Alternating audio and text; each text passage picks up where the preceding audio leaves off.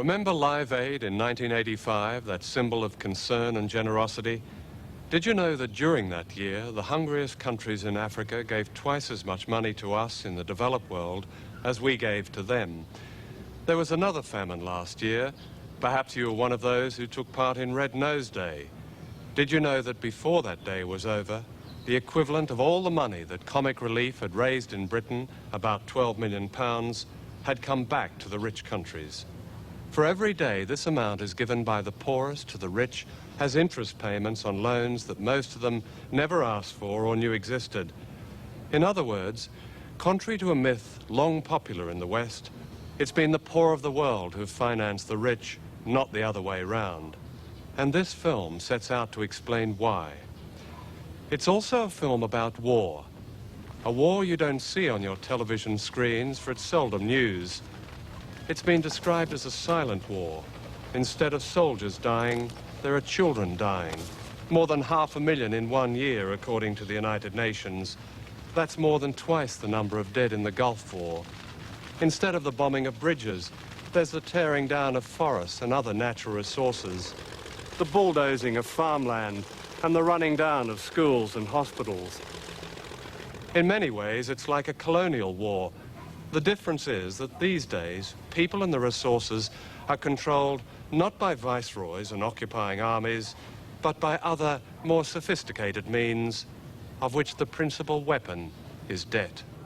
In the 1980s, the World Bank and IMF and the US government and the British government would say to developing countries, you cut government spending, you increase exports, you privatize, or you won't get new loans. Belt tightening is what it's called. What you do is tighten those notches that are easiest to pull. Those notches that affect children, that affect poor people, that affect people who have no power in a political system. Part of the design of structural adjustment programs, that's what these policies are called, is to drive down real wages. The 1980s have been a lost decade for development. The brunt has been borne by the most vulnerable groups, children or mothers with young children.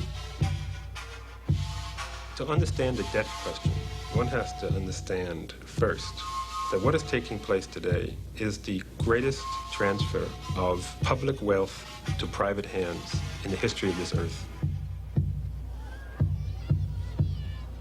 The process of coercing most of humanity into debt as a means of controlling their resources, their labor and their governments began almost half a century ago. It was not called colonialism. That was a term made defunct by World War II. There were new, hopeful euphemisms.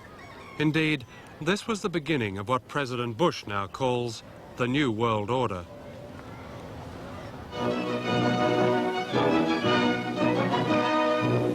At Bretton Woods, New Hampshire, delegates from 44 allied and associate countries arrived for the opening of the United Nations Monetary and Financial Conference. Invited by President Roosevelt, they will work in the seclusion of this White Mountains resort. Along with the International Monetary Fund, the World Bank was set up at the Bretton Woods Conference in America in 1944. The bank's aim was to finance the reconstruction of Europe, then to develop the Third World. It was decided the headquarters would be in Washington, and the president would come from the country with the largest shareholding. And of course, the United States is the largest shareholder. The World Bank operates under great secrecy and limited accountability. Every World Bank official is granted immunity from legal action anywhere in the world.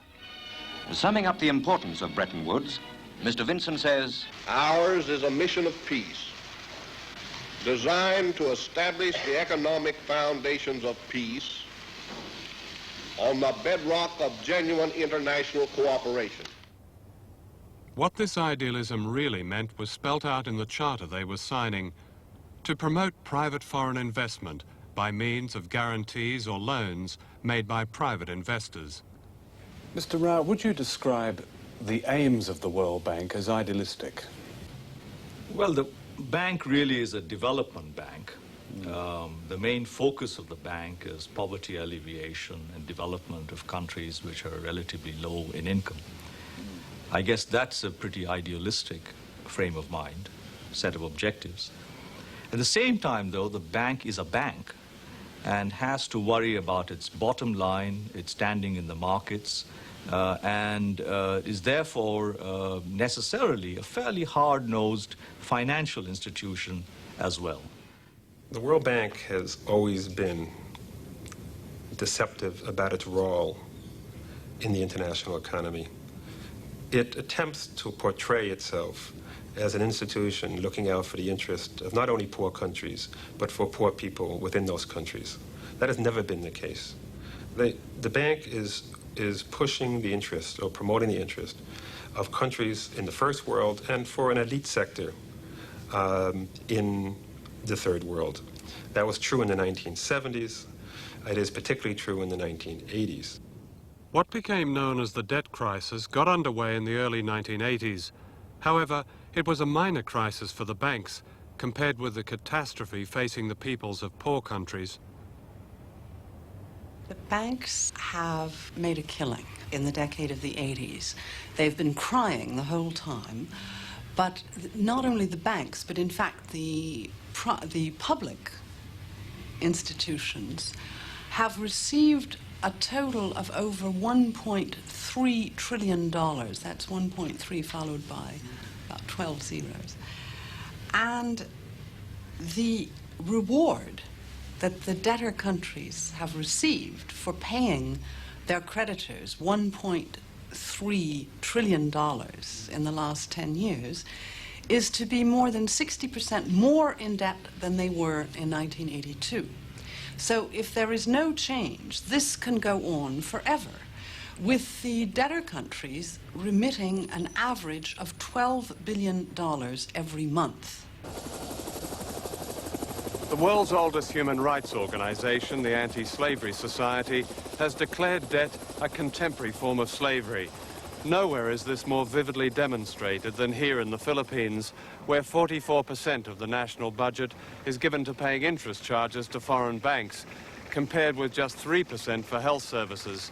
Moreover, billions of dollars continue to leave this country just to meet the interest on money borrowed by the dictator Ferdinand Marcos in deals that were often secret and fraudulent. There is perhaps no greater example of the burden of debt than one notorious project in the Philippines. It sits on Bataan Peninsula and is potentially as dangerous as Chernobyl. Built less than 60 miles from the city of Manila on 3 earthquake faults near 2 live volcanoes, one of which recently erupted, this is the Bataan Nuclear Power Station.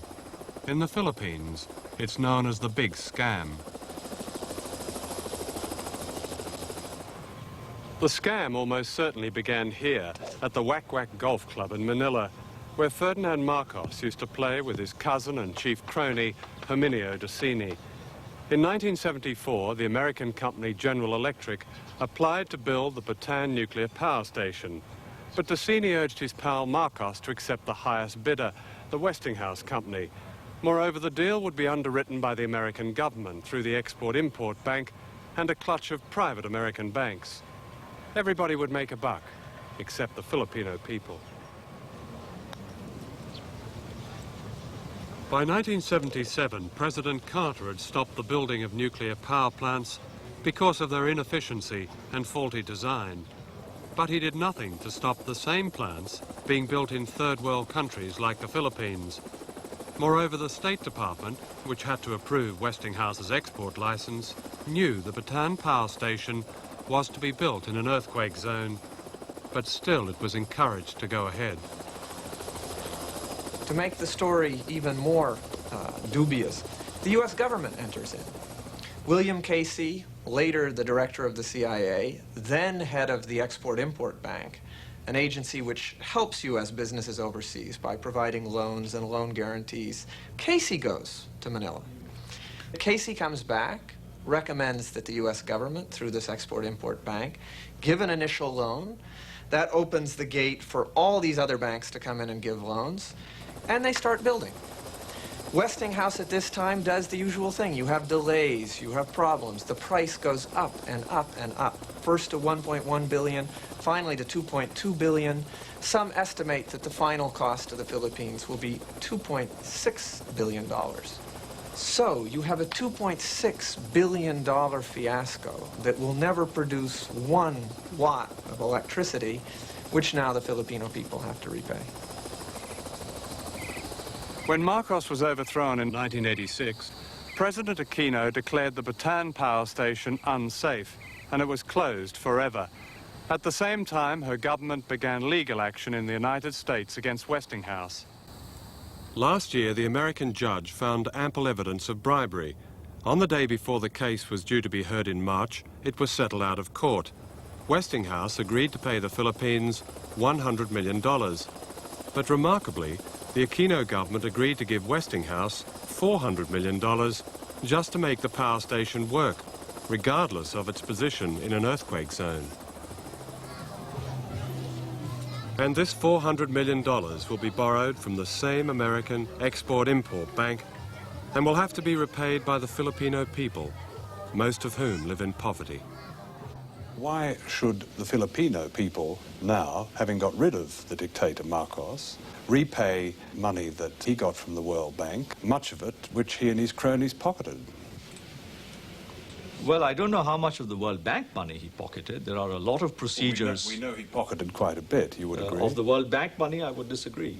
There are a lot of procedures in place to ensure that the disbursements of World Bank monies are for projects which are well monitored and are against purchases which are again well monitored.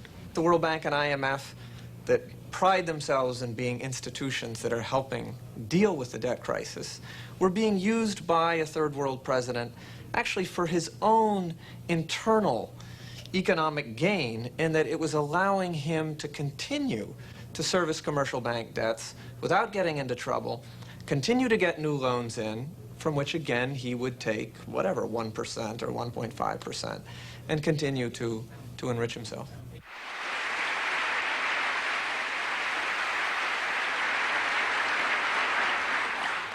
Finally, may I turn to that other slavery, our $26 billion foreign debt. I have said that we shall honor it, yet half our export earnings, $2 billion out of $4 billion, which is all we can earn in the restrictive markets of the world, must go to pay just the interest on a debt whose benefit the Filipino people never received.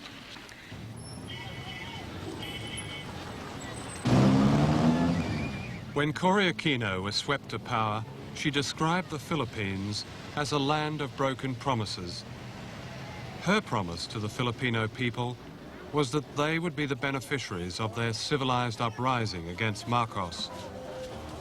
"I will vigorously renegotiate," she said, "the terms of our foreign debt." But in the end, she gave priority to paying off the banks. Poverty now stands at 70% of the population, a rise of more than 10% since she came to power.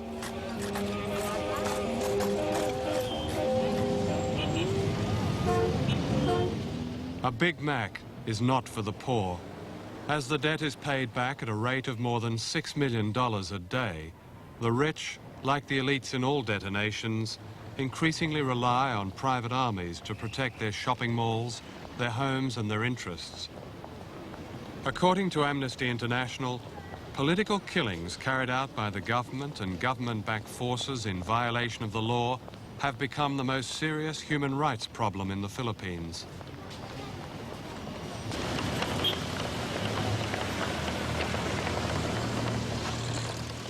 This is Eddie.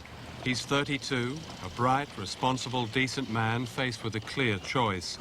He can sift through rubbish, picking out bits of glass, tin and plastic in order to make a living, or he can let his family starve. They live in a place known to all Manila as Smoky Mountain.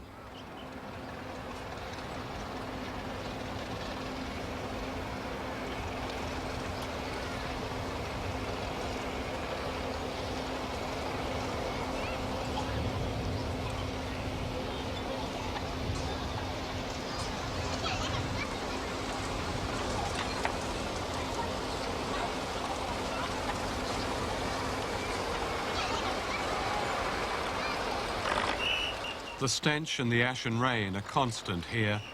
There are two sounds that dominate. The sound of dump trucks and of children coughing as they descend on the newly delivered rubbish like birds waiting for the clod to turn. More than 20,000 people live on and in the rubbish of Smoky Mountain. They are the face workers of modern poverty, and their lives are a metaphor for the condition of peoples in many countries whose impoverishment in the 1990s accelerates as the debt of poor nations grows and grows. The way these people have to live has much to do with decisions taken far from the poverty and the stench. They are the products of structural adjustment, a modern jargon term with old-fashioned meaning. It means an economy reshaped and controlled by outside forces so that foreign debt can be paid back and foreign investment and export production made attractive by cheap labor. So cheap that these people are forced to scavenge here. It's an economy whose unprofitable public services, like schools, hospitals, and clean running water, are expendable. How long have you lived here, Eddie?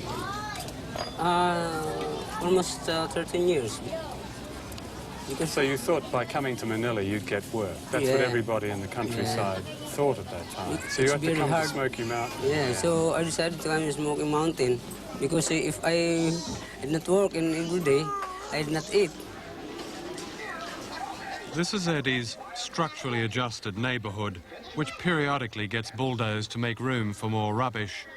In order to eat and feed their family, Eddie and his wife Teresita must work at least 12 hours a day to make just over £2.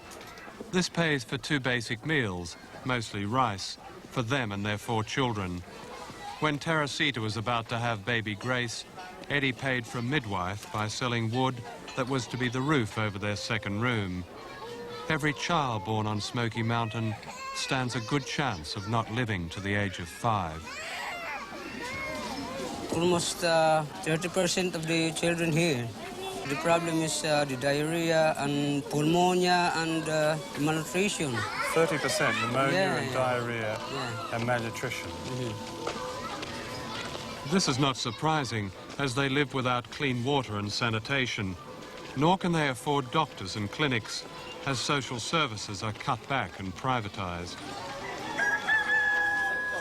If you have no money, sometimes the children will die. So that's... So unless you can buy the medicine, Yeah, it's quite yeah. possible that children will die.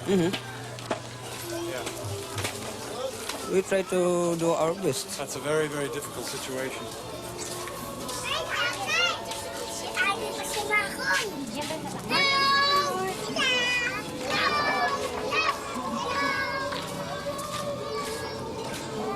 This is my house. My wife. This is my children, yeah. And the other two was outside. Hello, what's his name? She's Junior, Eduardo Junior. Oh. Yeah. Yeah, Because very nice. he's the only boy.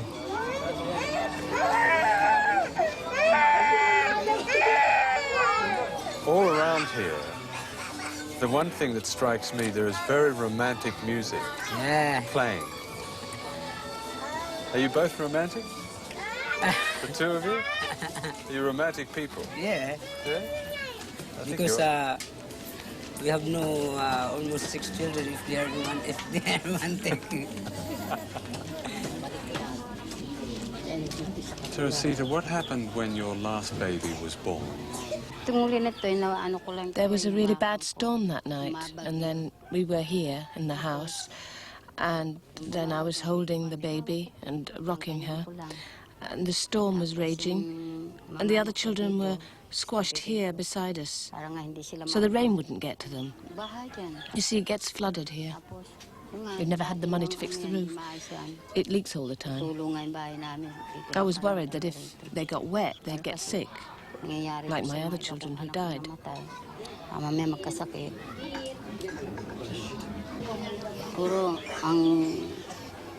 See, my eldest was 4 years old when he got sick. He got sick here in this house. I didn't know what to do. You see, living here in these filthy conditions, the smoke and everything, he got really bad diarrhea. Well, it killed him. That time, they were demolishing the houses here. It must have been 1982, yes, 82, when the demolitions happened. I had a row with the demolition men. I pleaded, please, wait until I buried my child before you demolish my house. Can you imagine? You have a dead boy in your house and they want to demolish it. Elizabeth died from malnutrition because they are warm, get outside of her mouth. She had worms Yeah. that came out of her mouth. And everything. So they bring them to the hospital because on that time I'm in my work. So when I go to the hospital, I saw that my baby was dead already.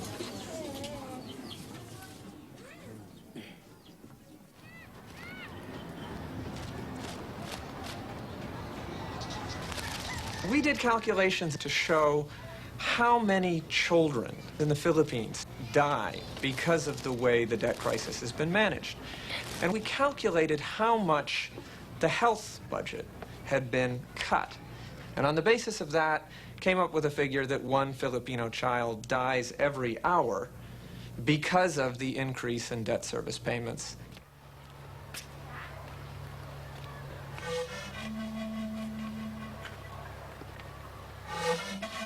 Debt to most people seems to be a matter for the financial pages, for the banks and the governments. But in fact, debt has been, in the past decade, the largest new contributing factor to hunger and to misery.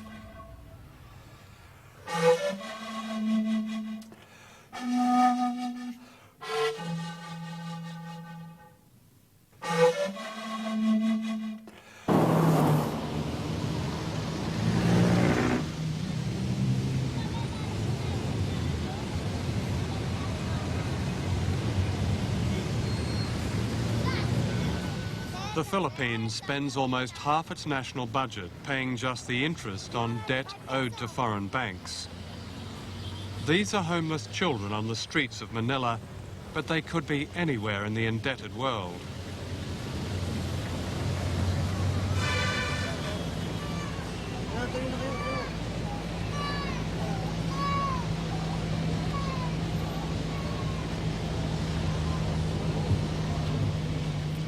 Here, the problem of homelessness has become so serious that this police unit does nothing but round up children and try to find institutions that will take them. But they are few, and most of the children come back to the streets.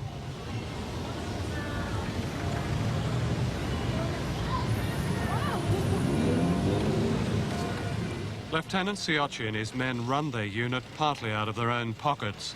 All of them have to moonlight as taxi drivers and ice cream vendors, but these jobs are increasingly rare. The National Economic Development Authority estimated that as a result of IMF policies, 500,000 workers will lose their jobs in the Philippines this year. That means more children on the streets.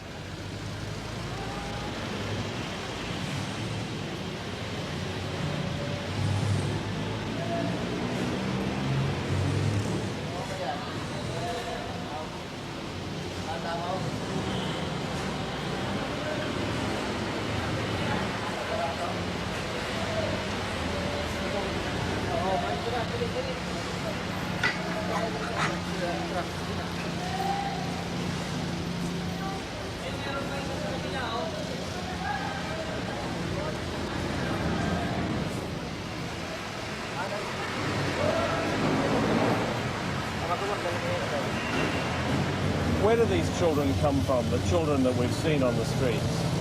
Some of them come from the provinces and very low-income families here in Manila. So they come to Manila with their families? Yes, yes. And they found that Manila is not a heaven as they think. Not now.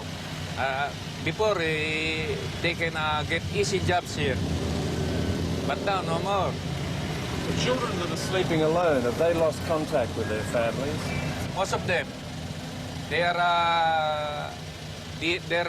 parents have abandoned them already because of these hardships. They cannot feed them anymore. Were they very vulnerable to drugs? Some of them. I noticed some of them looked like they had been using drugs. Yes, that's true. And prostitution? They're as we call them, walking doll. Walking doll? Yeah, because they are already prostitutes.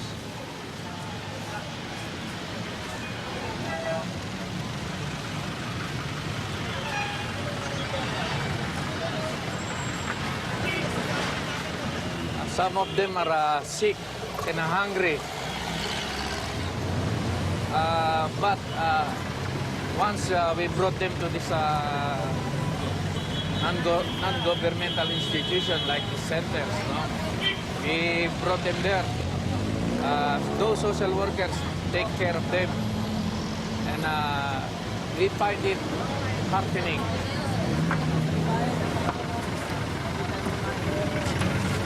The government is bankrupt. The government is even paying for international debts obtained by the last administration of Marcos. So you're saying that's the pressure on the society, that the government has to pay so much.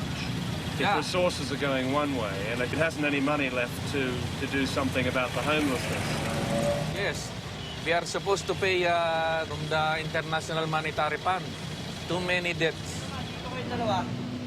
This 15-day-old baby was born on the streets. The parents are teenagers and were themselves street children and products of the debt era. The mother was born in the year the World Bank declared the Philippines a special case for development and lent the dictator Marcos more than $4 billion. During their lifetime, the number of people in poverty has risen by almost a quarter of the population.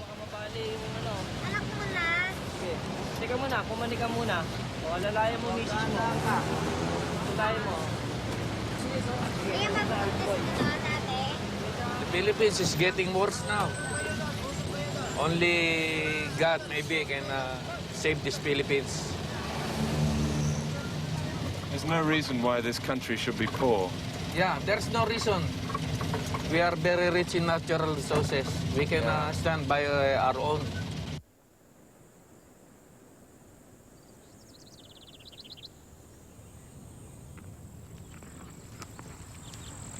This is a country abundant in food, but food does not pay back the debt or encourage foreign investors, and so agriculture and a whole way of life is being structurally adjusted. This is the Calabazon Super Project, turning food-growing land into factories for export production.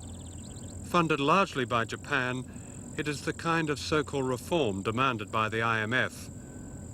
The new factories will produce new revenue and profits for foreigners.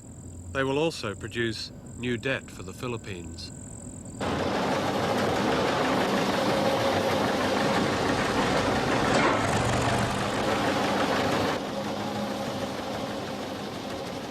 Calabazon typifies the kind of development strategy which only brings ruin to the third world, because such a strategy is premised, for example, on massive development, so-called development, massive exploitation of the environment, change in people's way of life, taking land from the people and the peasants to be able to convert these into so-called industrial zones with the problems of pollution and everything. And usually, this development strategy is fueled by debt, fueled by foreign investment. The Calabazon project will destroy food-growing land on which an estimated 8 million people depend. The farmers have been given little or no notice, and compensation generally has been meagre. In the meantime, many of them will end up on the streets of Manila homeless. Japanese, American, and other foreign-owned factories will rise on the paddies and fields.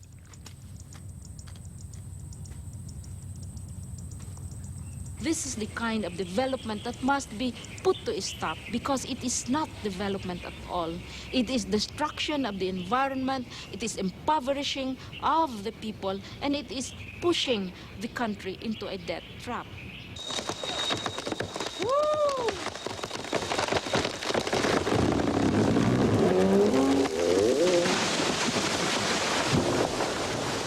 There is a terrible irony here. While the rich world lectures the poor on the importance of preserving the environment, the IMF and the banks tell the people of the Philippines they must export in order to pay off the debt. But all they have is their fragile earth, its minerals and forests. So the earth must pay the debt. The mangroves are plundered, the coral reefs torn up so that chunks of it and tropical fish can be sold to America, and the destruction of the great rainforests is almost complete.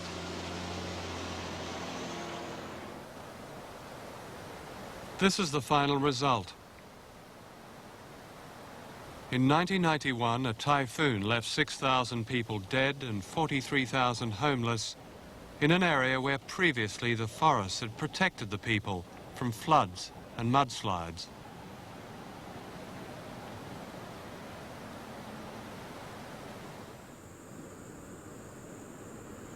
By the year 2000, hardly a tree will be left standing.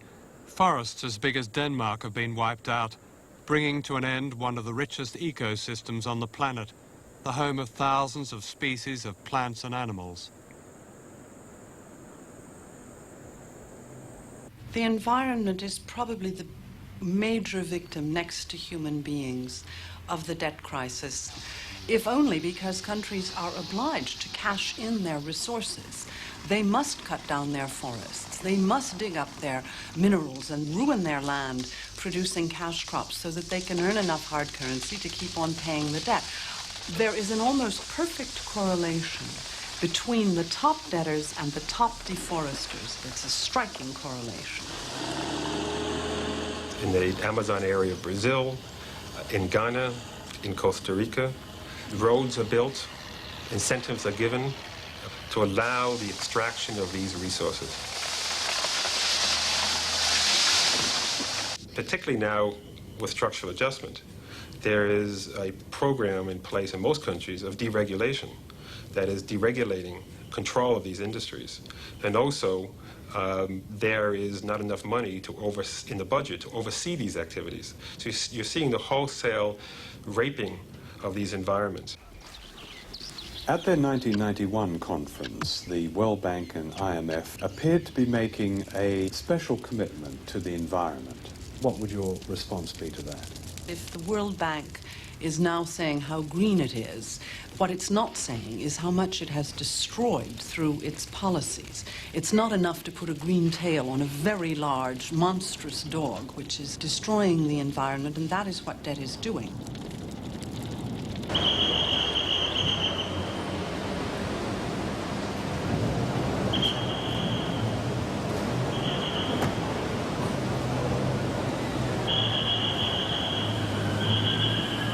Welcome to the World Bank and International Monetary Fund conference in Bangkok.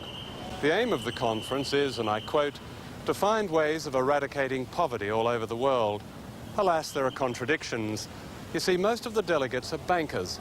Now, this is not to suggest that bankers don't care about poor people. It's just that some things are hard to explain, such as why officials of the World Bank spend, in their pursuit of solutions for the poor, an estimated $45 million a year flying first class and staying in five-star hotels. And why at this conference, chefs have been flown in, especially from Paris, to a country where children still die from malnutrition, and why they need to be shadowed by more doctors than most people in Southeast Asia see in a lifetime. Fortunately, the people who can best advise them on how to eradicate poverty are just across the road.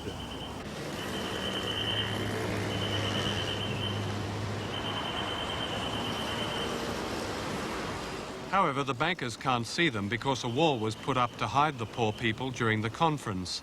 The people responded by painting the wall in bright colors in order to attract attention. No doubt worried that the delegates might spot the odd poor person, the government then had buses parked in front of the wall.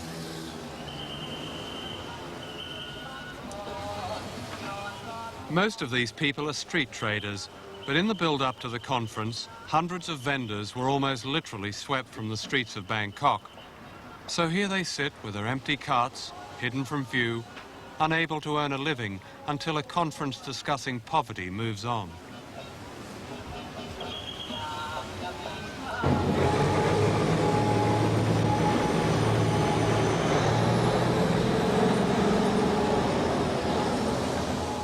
For years, one of the landmarks of Bangkok as you drove in from the airport was a community of people living beside these railway tracks. 500 families lived here. A few weeks before the World Bank conference began, everything was bulldozed. Homes, a kindergarten, a makeshift school. When it was known that the World Bank meeting was going to be held here, they were advised that they would have to leave. There was a quote in the newspaper, the English translation of which was, one official said they were an eyesore. Now that word went around, people didn't forget that word. A lot of the slum people said, we're not an eyesore, these are the homes of poor workers. But unfortunately it was regarded as such. They're very untidy, they're very scrappy looking homes, and there was some kind of thinking at the time that they should be tidied up. And either you build a wall around them or you move them away. And that's what happened. So the bankers, the delegates of the conference, wouldn't see them, is that? I think that was the idea, yes. They weren't rehoused. They rebuilt their homes 500 yards further down the line, where they couldn't be seen from the road. An added effect for many of them was unemployment, because in the move they couldn't turn up for work and lost their jobs. One of the reasons the World Bank and IMF chose Bangkok for their conference was that they regard Thailand as an economic model for other countries to follow.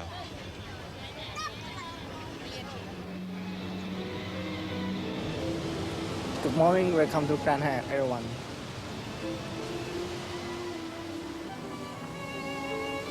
Good morning, welcome to Regent Hotel. This conference seems to us to be what used to be called a media event. To others, it looks like a binge. It's difficult for some people standing back to understand that this conference has to do with helping people who are needy, who are poor. Well, I've been here almost a week, and I've spent most of my time in meetings, meetings with government officials. We had meetings of our various committees to discuss policies, and I don't come away with the perspective that you have at all. This meeting has provided ministers and governors from all of our members to come and exchange views on how they see the world economy evolving and the needs of developing countries. And I think the thing that has stood out in this annual meeting of the IMF and the World Bank, and that is a pretty strong consensus on what kind of policies work and what kind of policies do not work. I have a sense, I see a sense and hear a sense of optimism about that here that did not exist in the early 1980s.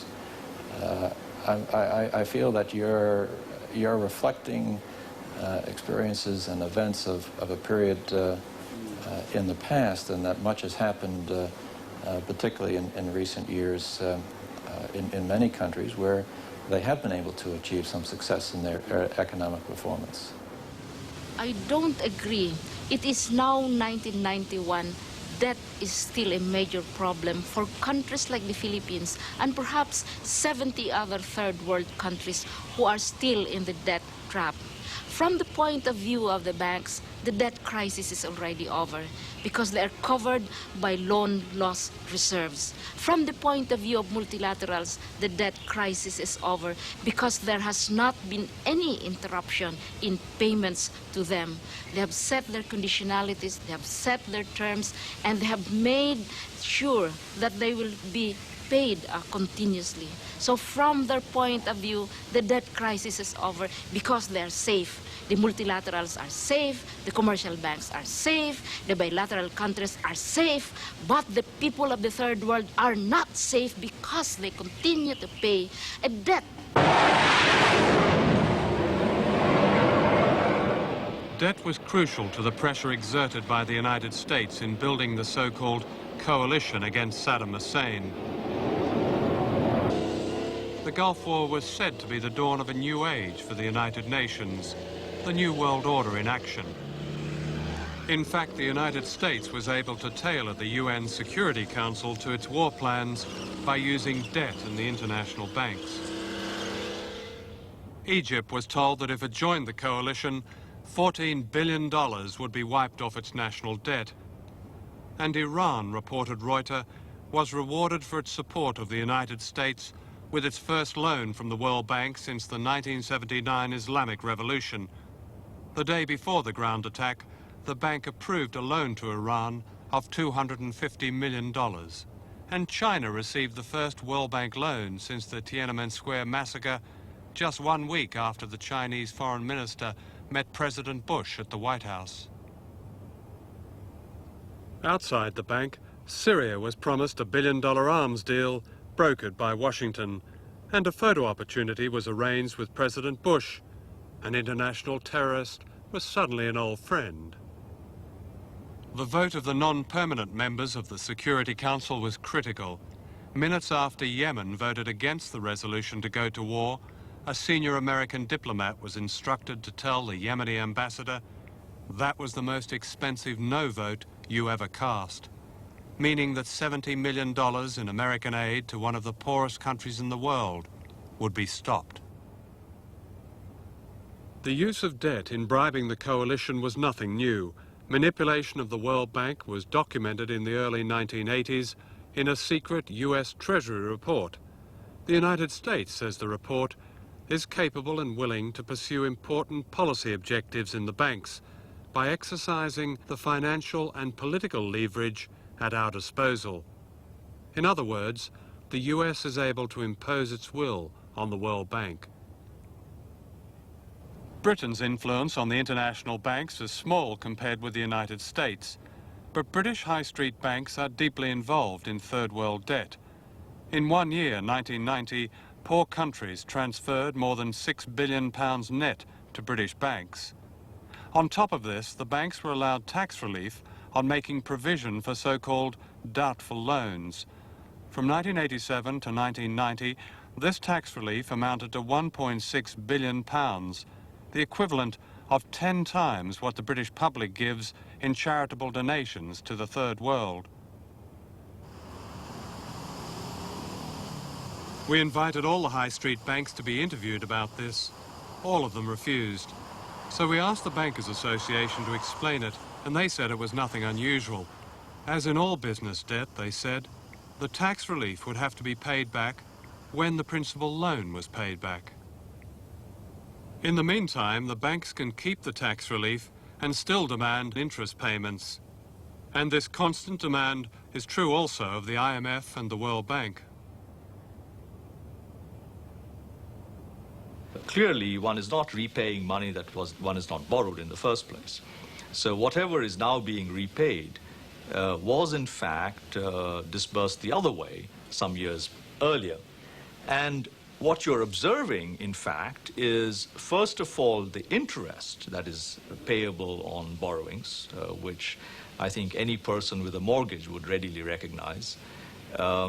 You're observing a lot of rescheduling of these payments. All of the severely indebted countries that you are concerned about have in fact rescheduled, i.e. postponed their payments very significantly to many of their creditors.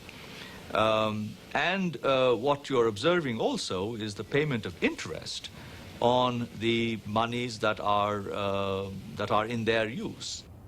In 1991, Prime Minister John Major announced that the British government would wipe out the debts of certain African countries. The gesture was important, but accounts for only 1% of worldwide debt. To end the tyranny of debt altogether and to fight poverty, there has to be radically new thinking. The only solution for most poor countries is that their debt is written off completely. At the very least, their loan repayments are channeled back into genuine development that puts food growing, health and education before so-called economic growth. The banks are not solely to blame for the debt and poverty, but it's not possible for them to look after the interests of the rich world and the poor world at the same time. The World Bank and the IMF should be abolished and replaced by a real development agency that is non-profit making and entirely free of political strings and can help nations develop on their terms, meeting their needs.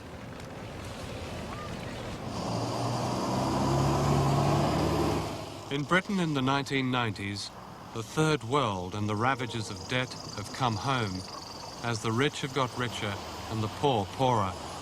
No other country in Europe has seen such a dramatic rise in poverty. 1 in 5 British children now lives in poverty. Of course, during the 1980s, a large number of people appeared to be doing well by living off debt. They had jobs and small businesses. But now jobs are being lost and businesses are going bankrupt, and 80,000 homes are being repossessed a year. Many of these people are now joining the homeless. And as in the third world, poverty kills, says Professor Peter Townsend, a world authority. That is not a political or social comment, he said, but a scientific fact.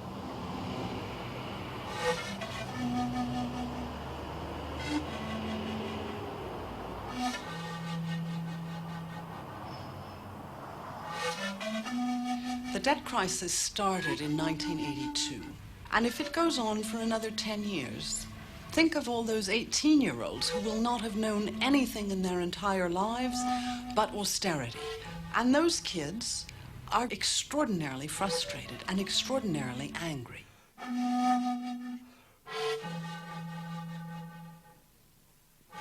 The human consequences of debt have been a largely unwritten story. And if you miss the chance when a child is 1 or 5 or 10 to provide the basic nutrition, the early education, a home with love and care, there will be consequences when that child is an adult. And I fear we will see those consequences and have to live with them 20, 30, 40 years from now.